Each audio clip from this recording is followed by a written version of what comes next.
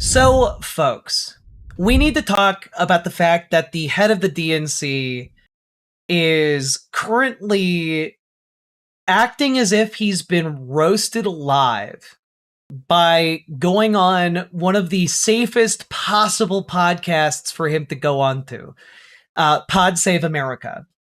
And I think it's funny. I also think it is very telling about how out of touch right now Democratic leadership actually is. From the general public, from the general electorate, etc. And the fact that this line of questioning is utterly alien to him and is seemingly unanswerable, it's genuinely baffling. I was watching this today earlier, and I was just like, I don't even know what word I would use. Aghast at the incompetence. Like, Ken Martin is supposedly a pretty savvy political figure. He ran the DNC, not DNC. He ran like the DFL in Minnesota for quite some time, and he did it in a manner that was fairly effective. But he has utterly failed to live up to the current moment. And where does he place the blame? Let's take a look, shall we? Ken Martin, thanks for doing this. Yeah, thanks for having me back on, John. It was great to see you the other night at the Grindr party of all parties. It was amazing. I know. I wish. What a way to open that up. What a way to open that up, Ken. I'm pretty sure Ken is straight, but I also don't think he has an awareness of what is implied by saying, I loved seeing you at the Grindr party last night. Because that, I don't know, it's just funny to me. It's just funny as hell. I hadn't run out of alcohol by the time I arrived, but that's neither here nor there. Quick bit of context for listeners. This all came about because you expressed some frustration about criticism of the DNC coming from our direction. So I appreciate you coming on to talk about it directly. I'll just say up front, we share the goal of making sure Democrats win everywhere, especially the White House in 2028. I also very much understand. Also, again, like, imagine going up against Pod Save America, and you're like you're in the same room as Pod Save America. Pod Save America, they're not leftists. They are liberal. I would put them as like slightly more to the left than like the Bulwark, but like that's not saying much in like the Democrat context. And you've got one of the hardest jobs in politics that you took at an especially tough time for the party. But I do want to press you on some specific things because I think the stakes are too high not to. Does that sound fair? Sounds great, John. Thank you. Appreciate it. Sounds great, John. I love this. I'm really looking forward to you roasting me. So I want to start with the 2024 Autopsy, which you call an after-action review. When you won the chairmanship in February of 25, you criticized the DNC's refusal to release their 2016 autopsy as exactly what not to do. You said, quote, was there any utility in doing that? And then promised your 2024 autopsy would be different. Your exact quote was, of course it will be released. Why did you change your mind on that? Well, look, I mean, what I said all along, even when I ran for this position, is that we were going to focus on the things that will help us win the upcoming election, right? Making sure that we learn the right lessons that could help inform our victories. And that's what we've done. We said this when we sent out the press release back in November saying we weren't going to release the report. We were going to actually keep our focus on those lessons. And we released those lessons. We continue to do that. And it's important for me, instead of navel gazing and looking backwards and trying to relitigate 2024, I don't know about you, John, but I don't have a time machine. I don't think you do. No one does. So we can't change what happened in 24. The only thing we can do is like, well, you know, the only we can't look backwards. We can only go forwards. I don't know. Familiar with the phrase, those who something are doomed to repeat it? I can't remember the first part of that phrase. Something about remembering the past, maybe? Those who refuse to remember the past? I don't know. If only I had some kind of book to tell me what people said in the past, or some kind of, I don't know, report or autopsy even to tell me what people said in the past. is actually change what happens in the future, including the 26 election cycle, 28 and beyond. That means we do need to learn the lessons. We need to make sure they help inform our decisions that we're making. And we've been releasing those. We released them just a couple months ago in our playbook, which if you want to look at that, go to dnc.org/playbook, and you can get an example of some of the lessons. We've been releasing them with our donors and with activists and party leaders. We've been talking about what those lessons are, and we've actually been putting those lessons into action. And so it's not completely accurate to say that we didn't release that. We're Okay, I just have to say, this guy's a lying sack of shit. Like, just straight up. He promised numerous times, especially during his election, that he would release the 2024 autopsy. The idea that like the kind of the breakdown of why the Kamala Harris campaign lost, right? Part of the reason you do this is so that other candidates, other people who are looking to run can look at that and, adjust their strategies accordingly. It is important to understand what happened, what internal data the DNC has about what happened in order to appropriately engage with the political field as it currently exists. Otherwise, people start running under false ideas of where the public actually is. And that's interesting to me because this guy over and over again promised to release this report. And when he's asked about it, he's like, well, it's not entirely accurate that we haven't released the report. We've been releasing lessons from it. But that's not the report. And if you aren't releasing the report, then how can anyone trust what is in your lessons? You're just straight up being you're just straight up lying is what you're doing. Keeping our focus is on the lessons that can actually help us win. But on this show in August, you told me this about releasing the review, quote, "We have to do it to give people who invested so much time, energy, and money a sense of what happened and why we lost." Correct. Especially why we lost. So what changed between August of last year? December? I understand there are lessons, but those are not the full report. Why not release the full report? What's in the report that you wouldn't want well, first off, to publicize? There's no smoking gun in the report. And I know that's what everyone's so eager to learn. The smoking gun. Guess what, John? But if there's no smoking gun, why wouldn't you just release it then? Because we want to keep the focus on the lessons. Because what? I'm sorry, the normal guy energy from the pod John here is just it's like a brick wall to this man.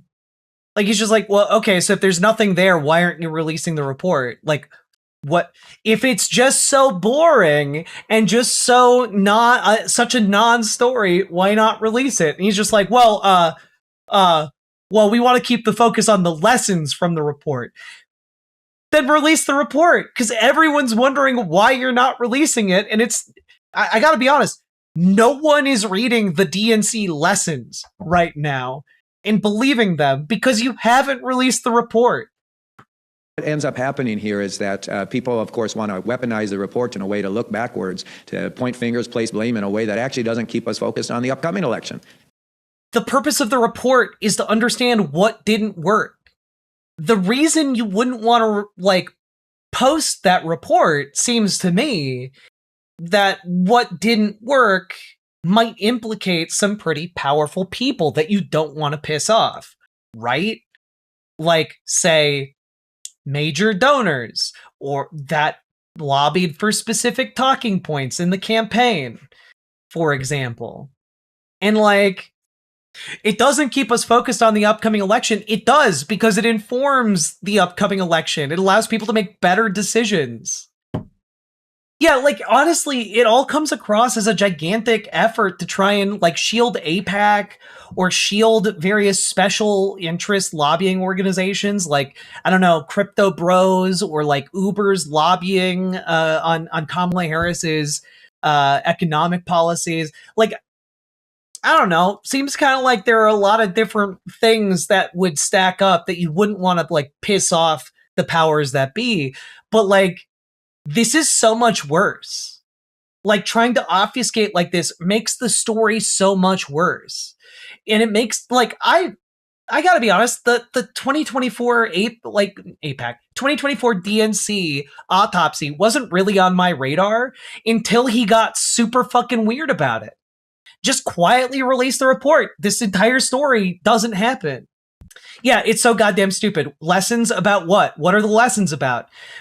That is a great question, Jazz Dog. It's the kind of question that one would expect the head of the DNC to be able to elaborate on. I wonder if he will. He doesn't. But instead, the navel gazing of focusing backwards actually takes us backwards. We're 100. That's what autopsies are for. Autopsies are for taking us backward and understanding what happened. That's what an autopsy does. 89 days from this election, John. Yeah, the answer is Gaza. The answer is, like, people didn't like that Kamala Harris was complicit with the genocide in Gaza. People didn't like that Kamala Harris abandoned trans people. People didn't like that Kamala Harris's, like, economic policies, neoliberal economic policies, weren't popular and didn't get a bunch of traction.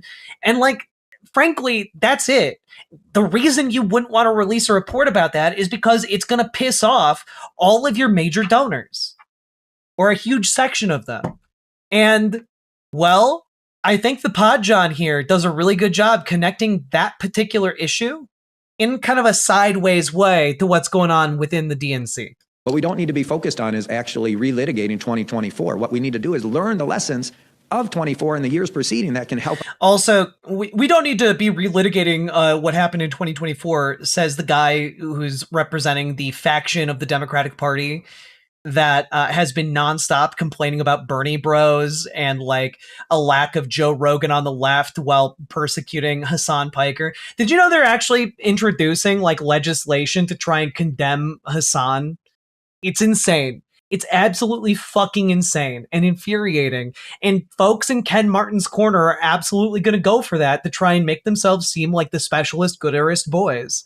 It's infuriating. Us win this upcoming election. That's why we've been releasing them. That's why we've been focused in on actually putting those lessons into action. And there's nothing that I told you in August that is inaccurate. We've been sharing those lessons out with donors. We've been talking about this with party leaders and activists and others and organizations and campaigns. It's no surprise to, and I get it. I get why people are obsessed with it, because there's various groups and organizations and people who think there's some sort of smoking gun in there. Guess what, Sean? In the third closest presidential election in the last 100 years, everything mattered. There's nothing that didn't impact that election. Also, John, are you aware that everything matters? And so if we put out the autopsy, it would just show that everything mattered. So you don't need the autopsy because everything matters. Fuck, this guy. I cannot believe how bad he is at this. You know, I had a little bit of hope when he initially got elected and, like, announced that he was going to tour the country and, like, listen to working class folks. But now that he's, like, finished up that tour and is just, like, absolutely shitting himself in front of the camera at every opportunity, it's crazy. Why did you spend the money going to 50 states, doing all these interviews, doing all this stuff? If regular liberals make you mad, you should watch TikTok liberals. I have no interest in doing that. The reason I'm watching this is because Ken Martin is in charge of the entire DNC. And also the Pod Johns, you know, they're all right. They're way too liberal, conservative for my take, but, you know, I'll take them in a pinch. And this is a pinch. And doing this report in the first place, if you weren't going to release the full results of it, like, why? I don't get why just you and some of the senior DNC people get to see it, but not most of the DNC members who are, state party chairs. I mean, more than a dozen DNC members told. Oh no, they're not going to, like, silence Hassan fresh out of the asylum. They're going to, like, do, like, the legislative equivalent of, do you condemn Hassan? Kind of like the inverse of, like, do you support Charlie Kirk? You know, like a kind of vote like that. That's what they're wasting their time with.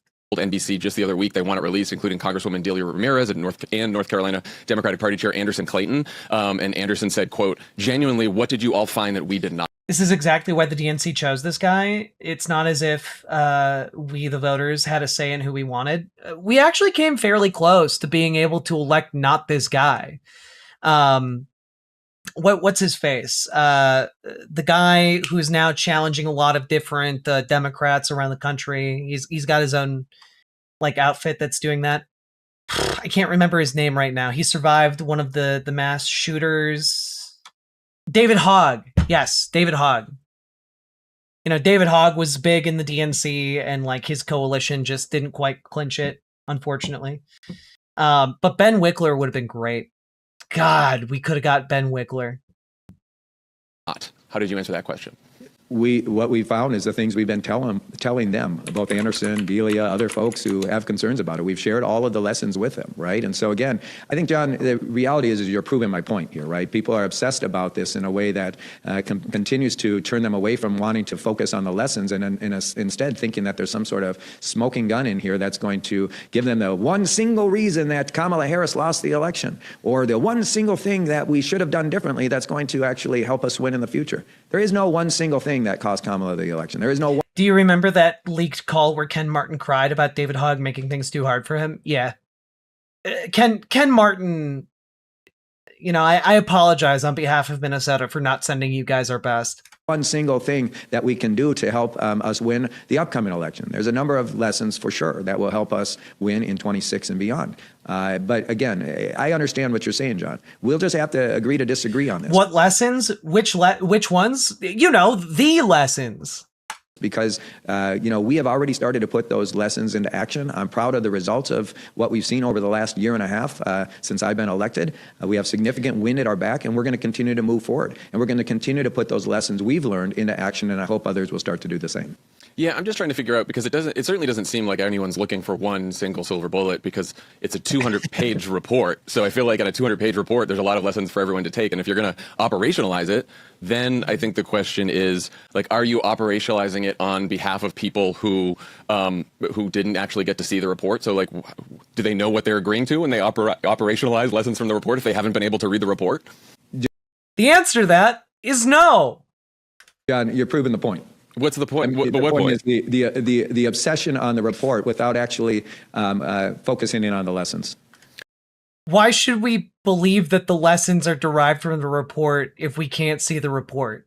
Trust in the Democratic Party is at like an all-time low right now. Why on earth should anyone take it at face value that what you're telling them is the truth? You got to demonstrate good faith to build up like a reputation, to build up like faith in your project. And like, frankly, Ken Martin and the DNC have not done that. If people believe there's some sort of magic silver bullet in there that's going to solve all of our ills at the Democratic Party. That's not what people are saying. People are just saying you need to learn from history so you don't repeat it, you ding-dong. Like, that's all they're saying. You need to learn from history. Otherwise, you're condemned to repeat it. It's not complicated. And I understand. I don't think there's going to be a magic silver bullet, though. Who thinks that? No one thinks it's good. No one thinks there's a magic silver bullet. Oh man, Podjon, you almost told him it was a straw man. You should start online debate broing him. Do it. Start meeting him in the marketplace of ideas, flipping over the marketplace carts. It's a 200-page report. You interview people in 50 states. You spent a lot of donor money on it. I think people are probably wondering, like, we didn't spend a lot of donor money on that, and that's just inaccurate. Look, there's no one silver bullet in that report, but there are many silver bullet points. We used a silver-colored font. You spent a couple $100,000 on it, right? No, we did not. It was a free report? We did not spend a couple $100,000 on that. The person and people who were involved in it were not paid to do this work. And so I will just say that. This baffles me. I'm sorry. You got volunteers to make this report for you? It's a 200-page, supposedly well-researched report. They did it for free? Someone wrote you an in-depth in-depth autopsy on the 2024 election, citing facts and data for free. I don't believe you. I think that's a lie. That's inaccurate, John. So I'm not sure where you would even get that number. And so did you have some sort of record that shows we spent any money on that? I've seen reporting that you did spend money on it. Yeah, for sure. Okay, well, that's inaccurate. Okay, the person we asked to do this is an unpaid advisor to the DNC. And so listen. The person we asked to do this is an unpaid advisor to the DNC. What that sounds like to me and I don't know about you guys, and I don't have additional information that you guys don't have.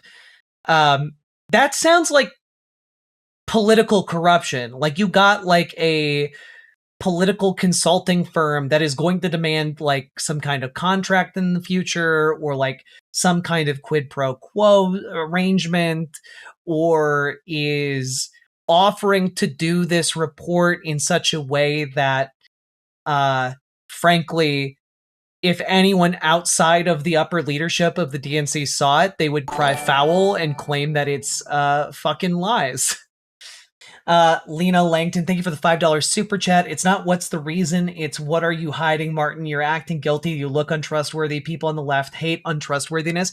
It's not even people on the left. It's like even the people who are showing up for No Kings protests, they abhor the lies that Donald Trump is spreading constantly. And what they want is a truth-based movement they can believe in that they think will actually make things better. Like you've got even like the Deborahs and the Daves who've taken to the street and are holding the signs up, and they're out there angry as hell every day. And like they aren't a fan of these lies either. And they can tell. And I know that they can tell because the Pod Johns can tell, okay? If the Pod Johns even are acting with some skepticism here, Ken Martin is fucked when it comes to the actual Democratic base. I appreciate where it's coming from, John, but let's just trade in facts on this, right? Maybe Third Way volunteered to do it, but that's kind of what I'm saying, right? Like, if someone volunteered to do this report for the DNC, it's not out of the goodness of their heart. They're looking to either manipulate the data, or they're looking to buy a political favor or monetary favor down the road. Those are literally the only two reasons. Right. The reality is we did talk to, hundreds of people. It was an exhaustive exercise to really get at what are those key lessons. And I want to be very clear. There's nothing that changed from what I said on the campaign trail to now, which is Jess, I just talked about that, yeah. You were on the campaign trail and you talked about definitely releasing an autopsy and criticized the DNC for not releasing an autopsy in 2016. In your mind, you thought, I'm going to do one, but only release certain lessons and not the full report? No, what I said at the time is exactly... You've literally made a name for yourself by critiquing the previous lack of transparency from the DNC, and now you're doing the exact same shit. What I've been saying now, which is we have to focus on the things that help us win the future elections. We have to focus on those lessons. We have to do this exercise, by the way, of conducting this analysis so that we actually learn what happened, not just in 24, but in the years preceding that, John. And so that's where our focus is. I mean, yeah. So why can't people outside of DNC leadership see this report and also learn from the past? The challenge is, think about this as an executive summary of like you said, a 200-page document. And I think that's great. Release the executive summary alongside the report. It's not complicated. We've put together and what we learn, we are sharing with people. So they have full insight into what we actually need to course correct on as we go into these final 189 days left and into the future. So again, are you going to release, you mentioned executive summary, are you going to release an official executive summary? Make that public? We've been releasing that, John. That's what I've been saying. Why don't we all write our own anonymous reports and partially submit them to the DNC with a list of lessons? Love it. I love that spirit, Samantha. Hey, Dragonfly. It can do nothing, Martin. Yeah, apologies from the Minnesota contingent. You said lesson. There's the Democratic playbook, the playbook that you said you can sign up for in DNC for sure. But I know that NBC News said that before Easter about. I love that his argument is, well, the lessons we've been releasing are the actual executive summary. That's not what you're. That's not what that is. That's not what that means. A month ago, you told DNC officers. Yeah, he is not Knuff. On a call to expect an executive summary in short order. Officers on that call told NBC they still haven't received one. You told a North Carolina DNC member who was drafting a resolution to force the report's release that a summary was forthcoming, and he backed off based on that promise. So you've been saying in coming weeks on the executive, like when can people expect an accurate? We've already been sharing that with a number of folks, and we'll continue to share it with folks. Oh yeah, I've seen the phone call of him crying. It's hilarious and also deeply depressing. including the DNC and other people. The reality is we're not hiding the ball on this. We have been. You're literally hiding the report. You're literally hiding the ball. There's no other way to frame it. Like, you can't be like, yes, we're not going to give you your ball back, child, but here are several pictures of the ball from different angles. Trust us, we have the ball. It is safe. And play with these pictures instead. It's exactly the same as having your ball. Like, this is insane. This is ludicrous nonsense. Sharing those things out. Happy to get you over, what we have been sharing out, John. The reality is that there's no smoking gun here. And as much as people would like to keep focusing then release it in on those pieces, what they're ignoring is that we're sharing out the lessons. We have been incorporating those, and we have actually been putting those lessons into action, which I'm most proud of.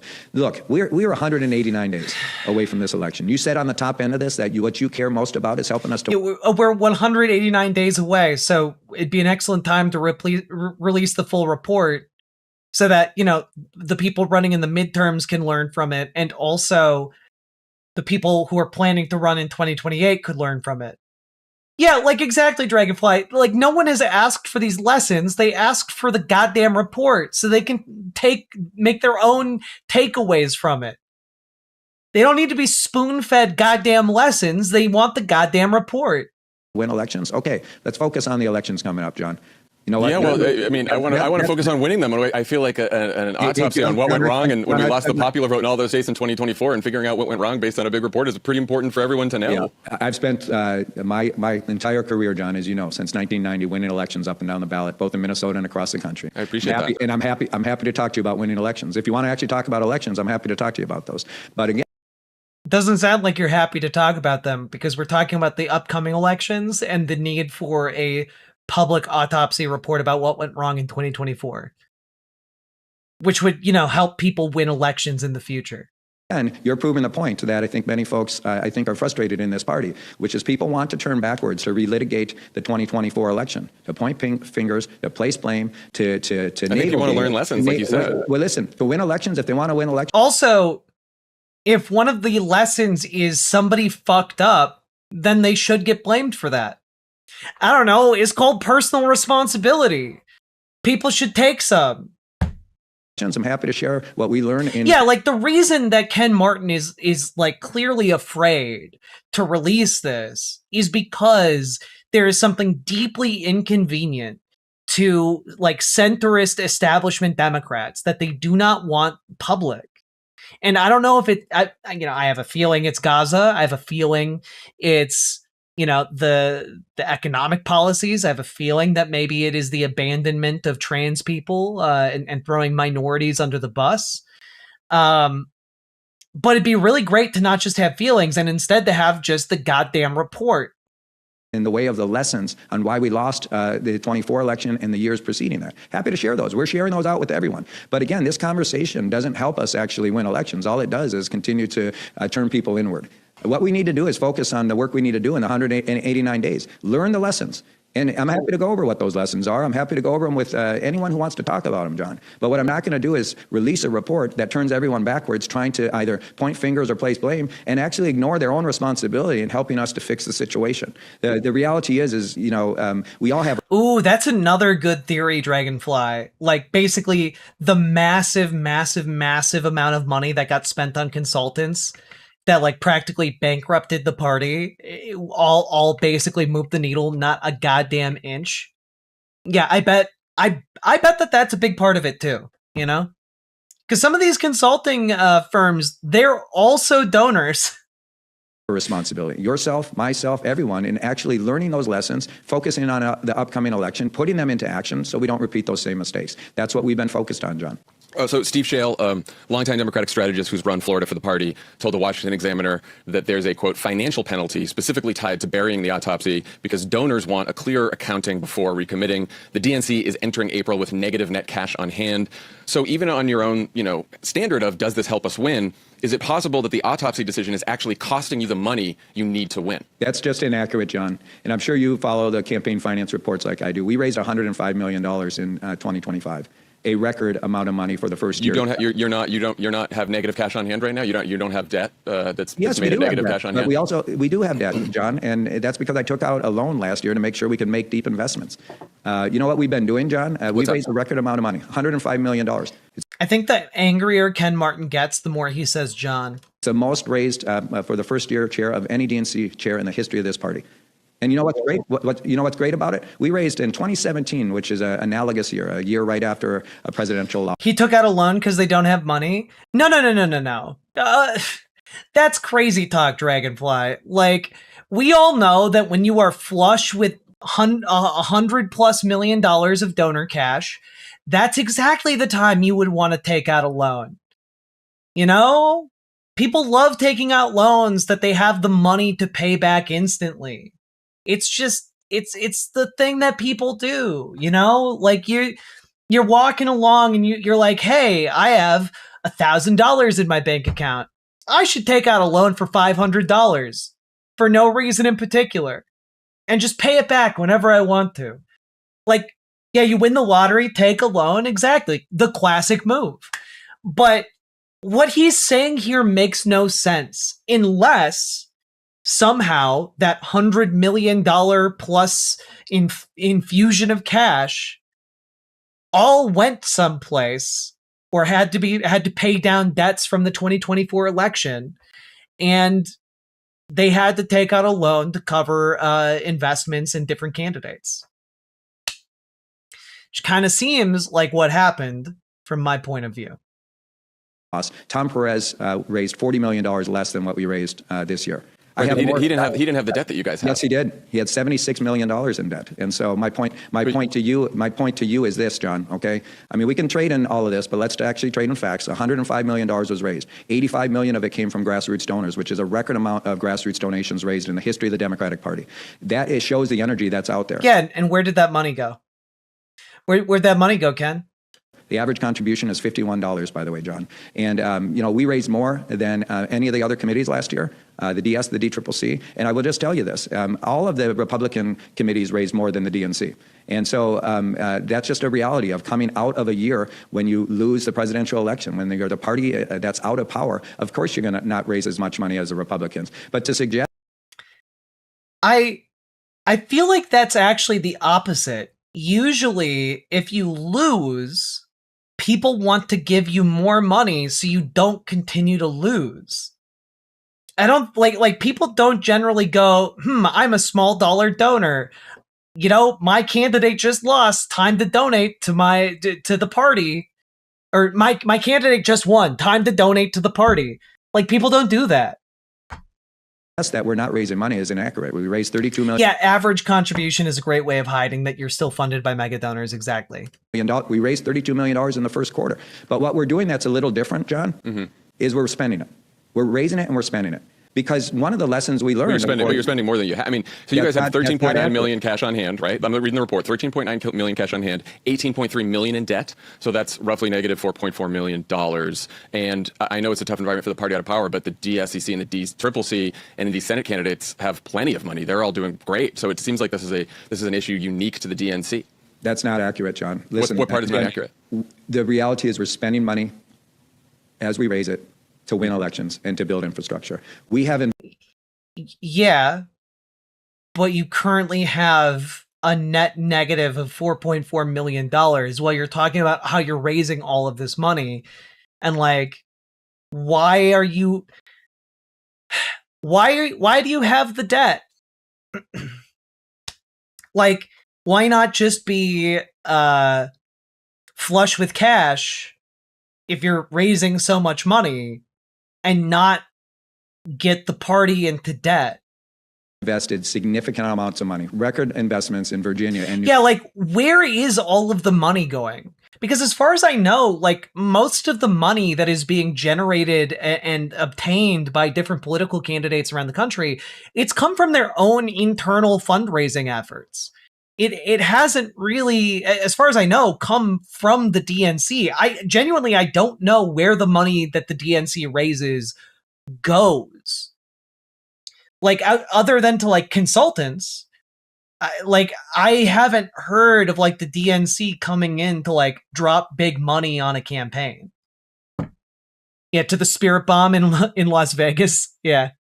New Jersey. Investments in Mississippi in their state legislative races to help them flip the state's the Republican supermajority in their state legislature. Investments in the Miami mayoral race to help us win. Okay. DNC spending Mississippi. All right. Okay. Here's something. DNC announces six-figure investment in Mississippi ahead of critical 2025 state legislative races. Now, 6 figures is a lot of money, but I'm also just going to throw out there that like we're talking millions of dollars, and this was in total. Okay, the DNC chair Ken Martin announced a historic increase in monthly investments into our state parties, including $22,500 a month into traditionally red states through the DNC's Red State Fund. Okay. Very, very cool. The DNC's investment will support the Mississippi Democratic Party by freeing up funds for paid programming like direct mail, digital, and TV ads, and the rather nebulous idea of building state party infrastructure ahead of the 2025 and 2026 midterms, and supporting on-the-ground voter contact and organizing efforts. And it just seems to me like 2 of those bullet points are nebulous to the point of like not mattering. And we all know the vast majority of that money is going to like direct mail, digital, and TV ads, which are like the least effective uses for money in the modern environment. But like a 6-figure investment compared to tens of millions of dollars, I don't know, bud. And a Democratic elected mayor in the first time in 30 years. Investments in the PSC races in Georgia to help us win the first 2 non-federal elected races, statewide races in 20 years in their history. Investments throughout the country up and down the ballot, and investments in infrastructure, including the largest investments ever in a 50-state party strategy, where we're making the biggest investments in building out the infrastructure of our state and local party committees. One of the lessons we learned, by the way, John, from the last election is that we waited too long to spend money. In fact, the Republican Party, starting in 2020, right after Biden won that race, the Democratic... I mean, what? Okay, can I be completely honest about what this seems like to me? What this seems like to me is Ken Martin furiously trying to defend the complete... not defrauding exactly, but the complete fleecing of the Democratic Party in 2024.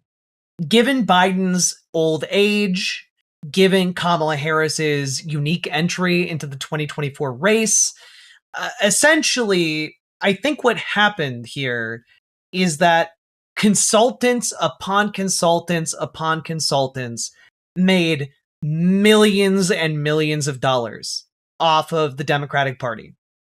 It didn't matter that all of their strategies failed. It didn't matter. They still got to walk away with comedically large sacks of cash. And what that left Ken Martin with in 2025 was a gigantic bill to pay off. What do consultants even do anyway? They come in and they tell political figures how to win races effectively, right? Democrats went into the 2024 cycle with $30 million on hand. And then, okay, the DNC raised $132 million in 2025, had to spend $142 million. Yeah, so like basically Ken Martin comes in and has a massive bill to pay off because of all of the spending on consultants in 2024, and is now covering all of that up, probably because, hey, he needs to keep getting these donations, and people aren't going to donate to the DNC if they think it's all to pay off debt that the DNC has gone into. And so all of this to me reeks of Ken Martin is very desperate around money. The money situation behind the DNC is just fucked. And it's all because Democratic politicians in the establishment have wasted untold amounts of money on useless conservative-leaning consultants. Like that is my read on this situation. On top of the fact that like the report probably ruins their relationship with groups like AIPAC that are historically supportive of Democratic politicians. You know?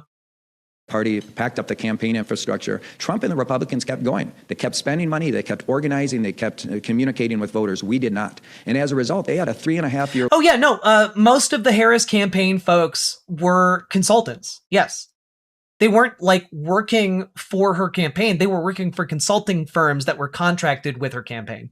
Long head start and going into the 2024 election.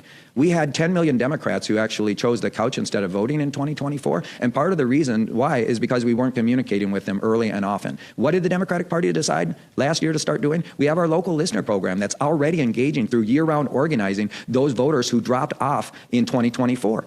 You have to spend money to win elections. And one of the lessons we learned is if we wait. Now, look, I know you came up in a certain time and day in politics, but the old conventional wisdom, John, it doesn't fly anymore. The old conventional wisdom is that you waited to make investments until the final 3 months of the election because that's when people were paying attention. Well, guess what? That's bullshit. It's okay. Can I tell you what else is bullshit? This seems like bullshit. The local listener program that he's talking about. One, I haven't heard about it until right now in this interview. But welcome, local listener. Thank you for joining and being a part of this historic effort to become trusted, community-rooted organizers. Through this program, you'll have the opportunity to become a critical part of the Democrats' organizing infrastructure by learning how to have meaningful, values-based conversations, etc., etc., etc. Like, this all seems like shit that's high on its own farts, to be completely honest with you guys. Shown. We have to start early. We have to build that infrastructure. We have to flex that muscle early of having conversations with voters so that we actually position ourselves to win. Now, are you criticizing me for spending money early? Because that seems to be what the thing is. And guess what? No, I think it's great that you're spending money early, and I think it's very important to invest in state parties. I think a 50-state strategy is extremely important. But we're talking about two different things. We're talking about spending money and raising money. Like, in this program, you have to, like, sign up to bring local listeners to your community. Like, this seems like the shittiest possible version of what, like, No Kings organizing does on the regular. And guess what? No Kings is doing it without the infrastructure of the DNC. And you raised $11.4 million in March. The RNC raised double that in March. And so if you're going to spend that much money, obviously you have to also raise the money too, because otherwise the difference between investment and just outrunning your costs and taking out a loan because of that doesn't seem like much of a difference to me. It's not outrunning our costs, John, because we're able to make these investments all throughout the country. And race after race in our state party infrastructure, in our local party infrastructure. You know, if we weren't able to keep up in terms of building out this infrastructure, then there would be a problem. We've won over 90% of the elections on the ballot, and most of them, if not all of them, we had direct involvement in. And I just say this to you, John, because, you know, it was a bet we made. And I get it. You know, again, all the folks in D.C., what they like to, they seem obsessed about, and they spend a lot of time thinking about is how much money do people have on hand versus actually what are you doing to build out the infrastructure to win? And what is the role of a political party, John? At the end of the day, our job is to build infrastructure that our candidates can tap into, to do the things that... Isn't the most important job of a DNC chair to go and raise money? And obviously, like No, guess what? The job of the DNC Unfortunately. chair... the job of the DNC chair is singular. It's to win. And guess what I've been doing the last year and a half? Win. And guess what I did for 14 years in a very purple state? Win, John. Right. And I'm just telling you right now, I think you and others who continue to bet against the DNC, keep betting. Because guess what? Here's the reality, John. Like, I'm sorry. The fact that, like, he's attacking the Podjohns for being anti-DNC, like, the Podjohns are, like, some of the most friendly establishment voices in, like, the podcasting online space. Like, you are punching at, like, the friendliest face you are gonna find, Ken Martin. And, like, it's boggling my mind. And we're winning. And we're winning because I'm defining... But the investments you're making are not... I mean, obviously there's a difference between off-year elections and midterm elections and what it's going to take to build the kind of infrastructure we need to win in 2028, right? I mean, I just think that that's it. You've talked a lot about investing in state parties. The headline number is $20,000 a month per state. My understanding is that also includes, like, the Democratic Party of Guam and the Party of the Northern Mariana Islands, who get this basically the same check as Pennsylvania or Wisconsin or North Carolina. I get that every state and territory has DNC members.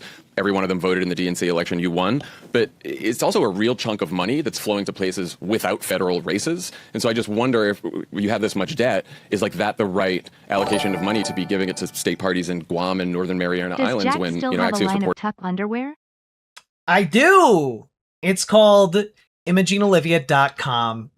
Or rather, it's called Imogene Olivia, but the website is ImogeneOlivia.com. It's gender euphoric lingerie designed from the ground up for trans femmes. And, well, wait, correction. It is non-tuck underwear. It's non-tuck. So there's a comfort fit and a smoothing fit. Neither are like gaffs or anything like that. It's the idea that you should be comfortable in your body and you should be comfortable in your underwear.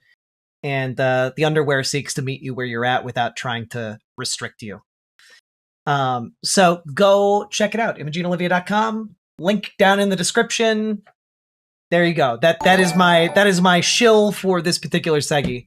I'm definitely left of where the PSA boys fall on things, but they do know what they're talking about when they get into messaging and polling a lot of the time. Oh yeah. I wouldn't take a bet against them. No, like he's 100% correct in this particular exchange between, you know, one of the pod johns and I genuinely don't know which one he is. I'm so sorry. And Ken Martin. This guy's killing it. He's 100% in the correct. You know? That there's also contemplating layoffs at the DNC. There's no, again, John, you're just throwing out a bunch of garbage. We've never contemplated. That's what the report was. We've never contemplated layoffs at the DNC. I haven't laid anyone off since I've been DNC chair. Okay. And so I just want to be very clear with you again and your listeners, because you're just repeating garbage, pot shots at the DNC. I'm used to taking the pot shots, by the way, and I think that okay, but also, like, I don't know, it's not like the first time that the DNC would suddenly let staff go. The union that works for the DNC is over here being like, yeah, immediately after the election, they fired a bunch of us. Take that to you and others make. I would never do that. Okay, I just don't care. I came to this job for one thing, which is to win. And if it wasn't, you think the state party allocation to like to Guam and everything is worthwhile allocation of funds? I think it is a worthwhile allocation, because when we organize everywhere, we can win anywhere. And no, like, I think that there are interesting arguments you could make for investing in elections in Guam and like some of the U.S. territories that typically don't get a lot of attention or funding, right?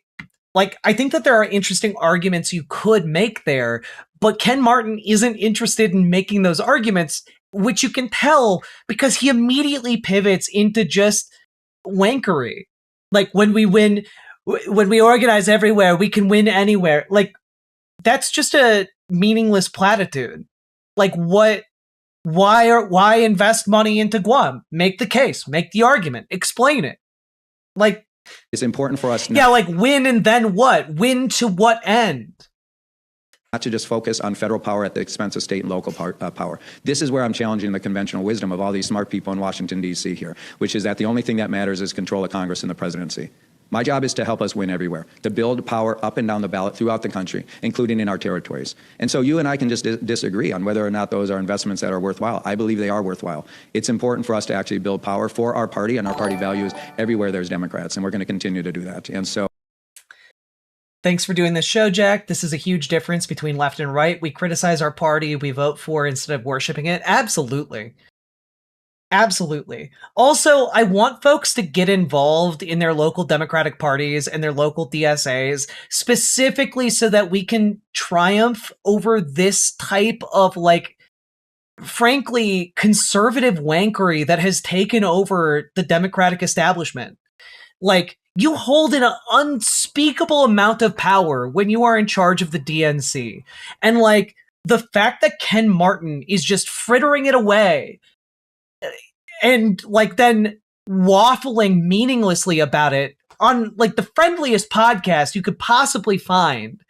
Well, like, those of us on the left do the actual work of organizing and showing up and, like, trying to make this all work despite the DNC. Imagine what we could do if the DNC actually worked for us, So the entire point of me telling folks to show up on the local level is, one, because you have an outsized influence on the local level that you live in, right? You can do a lot of really cool shit when you organize just a handful of people on the local level.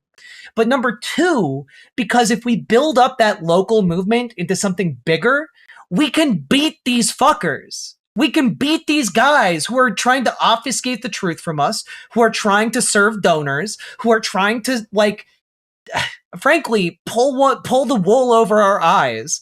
And we don't have to put up with this shit. If more of us get involved, we can beat this. We can beat Ken. Don't you want to beat Ken? I want to beat Ken. Let's beat Ken. And once we've overthrown Ken, all of us will be Kenuff. Whether you think that's a worthwhile investment or not, that's fine. You can take your check back if you don't believe it's a good investment, John. But let me just say this. The role of the Democratic Party is to build infrastructure everywhere so that we can win. Let me give you a couple of examples of what that infrastructure is.